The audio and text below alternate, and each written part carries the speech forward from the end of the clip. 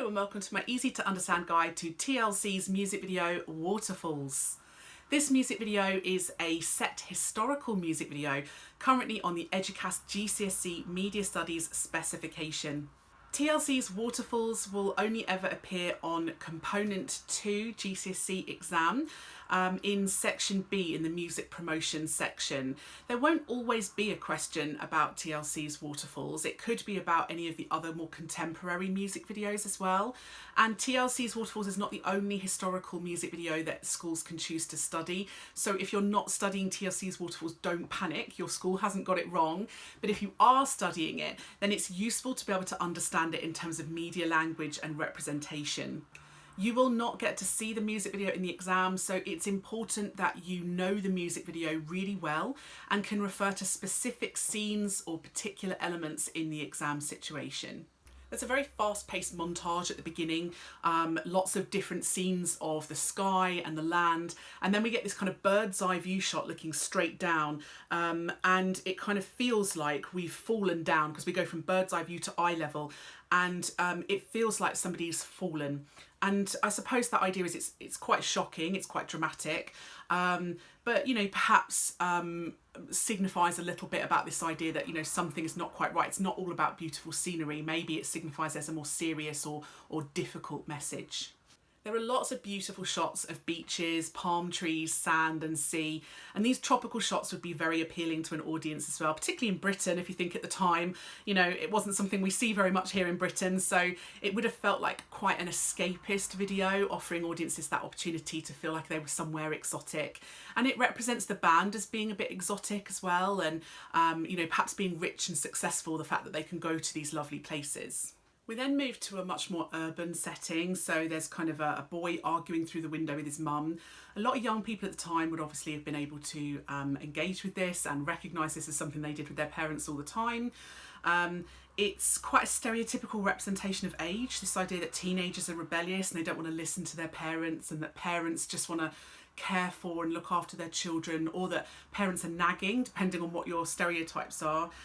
So it's quite stereotypical, but sometimes companies or brands, artists will use stereotypes because it makes it easy to understand. The fact that his wheels spin as he speeds off, it's this idea that he's desperate to get away from his mum, that he wants to leave and go somewhere else, and we get the kind of finger wagging from TLC. So the girls in the band, it's this idea that they're kind of telling him off. I suppose the idea is it's representing them as trying to teach him or tell him something that he's not listening to. And that cross-cutting back and forth between that boy and TLC sort of shows that they are, you know, this is almost like an allegory. They're teaching us something and they're trying to tell us or warn us something. We see a group of men standing in the street. It's a kind of low angle, which makes them seem quite dominant and tall, and adds to the representation of them being quite aggressive and scary.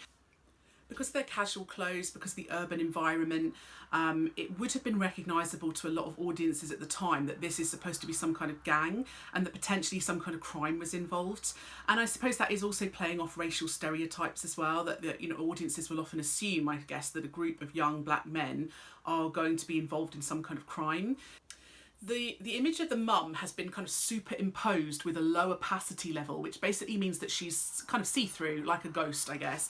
We see the idea that she is desperately trying to stop him, and it's that superimposition of her on top of the shots of the young boy talking to the other men that it kind of makes her feel quite desperate, and we get this idea that she really wants to stop him, but she just can't. She can't actually do anything. And it makes her and us as an audience feel helpless because no one is stopping what's going on. There's a gunshot and somebody drops a bag. It's very close up on the bag, but you can't tell what it is. It's not explicitly, you know, it doesn't say drugs on top of it. You can't see really what's in the bag, but you know, the implication is there that perhaps this is some kind of drug deal gone wrong. You know, this would have been familiar to audiences at the time. A lot of the street crime that was happening at the time was drugs related. So perhaps trying to engage or gives the audience something that they could relate to or be familiar with from the news.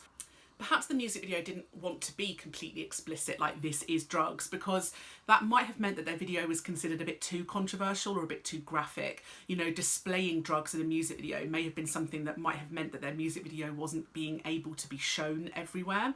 So perhaps keeping it a bit more subtle and a bit more symbolic and less graphic, less explicit, not actually showing the drugs, meant that the video would be considered to be more acceptable, to be able to be shown on more TV channels at the time. This is when we get a kind of better look at TLC as a group, and we see them wearing their kind of black clothing, kind of combat trousers, tattoos.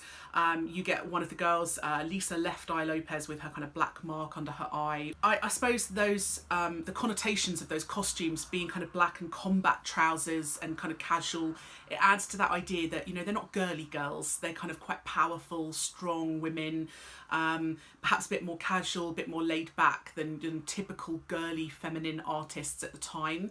So perhaps representing this more tomboy image, or like a ladette type image, this idea that women at the time who acted in a more masculine way were called ladettes. So any girls that, you know, swore or dressed a bit more masculine were called ladettes. So kind of reflecting that context of how gender was seen at the time.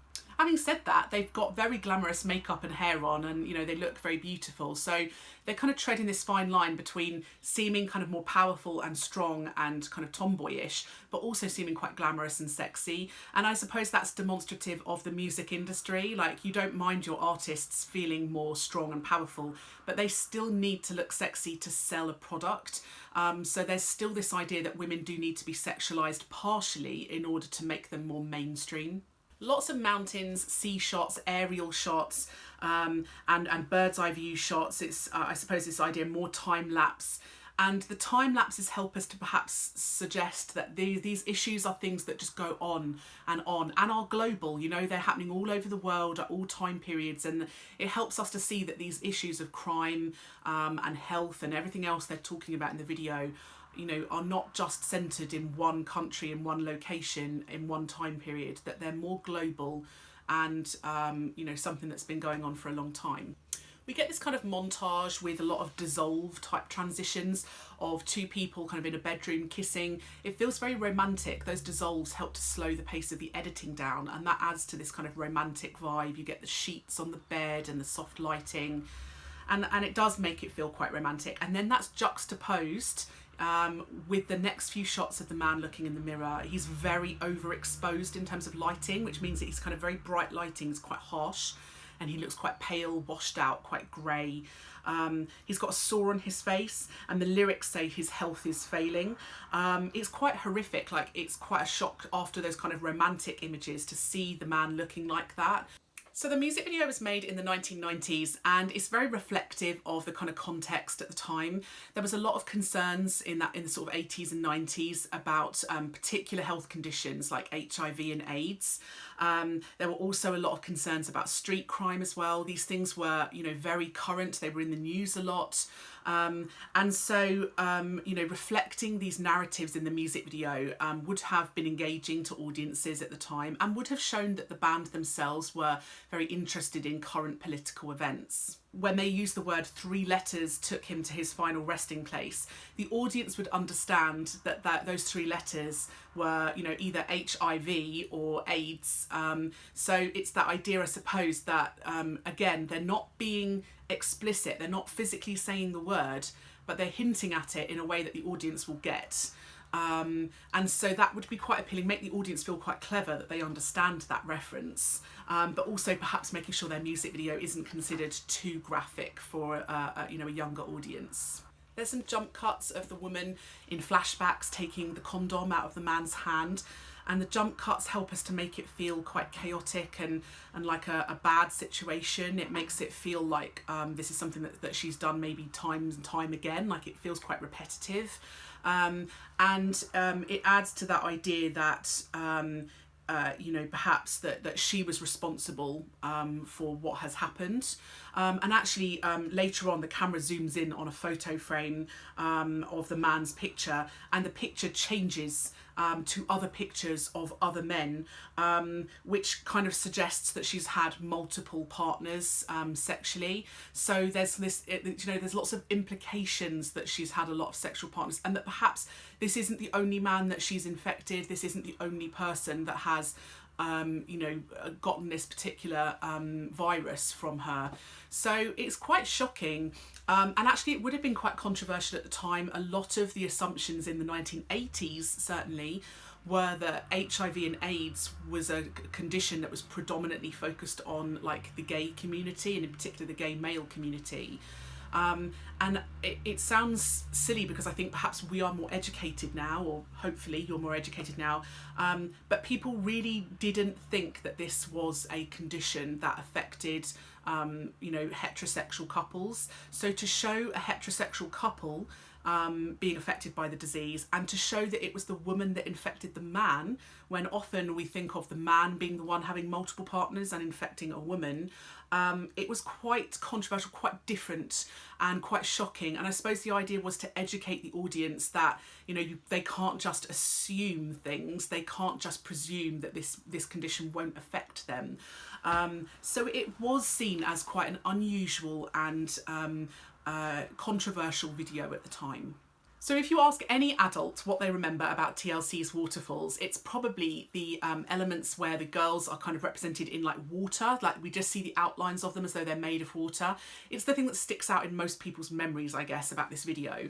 The special effects were really quite good at the time, and it was something that people hadn't really seen in music videos, or the special effects make them look very exciting and special and powerful, and would really have appealed to audiences at the time.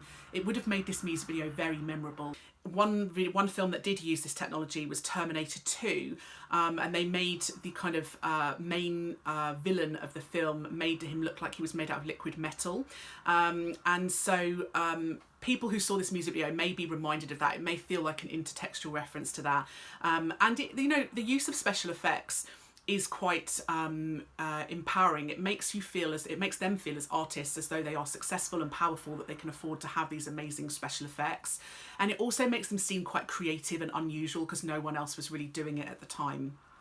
Then we get Lisa's rap, and the inclusion of this kind of hybrid genre. So we've had this kind of like more gentle hip hop style, I guess, at the beginning of the video, and then we go into a kind of rap solo from her. Combining these elements of different genres is a good way of widening your target audience, and it's a good way of perhaps taking something like rap, which was perhaps maybe seen as a more niche style at the time, but bringing it into a more mainstream audience.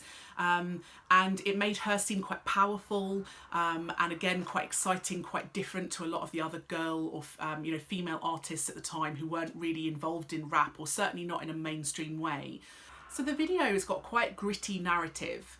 And it's quite dark and quite shocking, images of people mourning and crying and dying, and that's quite dark, I think, for a lot of music videos. A lot of R&B videos were about kind of love and wealth and things like that, but to bring in elements of crime and death was probably more common and conventional of the rap genre at the time. People in rap were singing about crime or poverty, that kind of thing. So it's combining elements of those two genres, and actually adding in almost a poppy vibe as well, the supernatural element of the kind of ghosts and the CGI artists in the waterfall.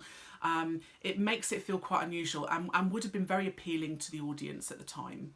The rap, even though, the narrative has been quite negative and quite sad and depressing and shocking, the rap in itself is a bit more positive and upbeat, and it's got this kind of positive message that audiences may have enjoyed about believing in yourself. TLC, the actual artists within TLC, are often shown in these kind of group shots, low angle, making them seem quite powerful, making them seem like a group that's united, that they're all friends, but they do often get their own shots as well, so kind of suggesting that they have some individuality about them as artists. So that was my quite simple, quite short, easy to understand guide to TLC's Waterfalls. Don't forget to check out my other videos. I've got other videos about Taylor Swift's Bad Blood and Pharrell Williams' Freedom as well. And I am going to try and do ones for Katy Perry and Bruno Mars as well, but probably they will be out around November, December time.